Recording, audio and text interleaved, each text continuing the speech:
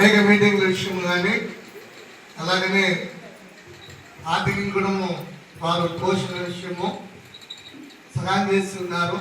కుమార్తె పాటు మా పరిచర్య మా సంఘం అయ్యగారు అమ్మగారు ఒక నీడలు ఎదిగింది, వారి ప్రార్థన ఎదిగింది, వారి వాక్యంలో మేము ఎదిగిన వారమే ఉన్నాం. ఈరోజు ఈ పరిచర్య కానీ ఇంకా మాకు చాలా మంది సేవకులు పరిచర్య కానీ ఒక్కడు వచ్చింది.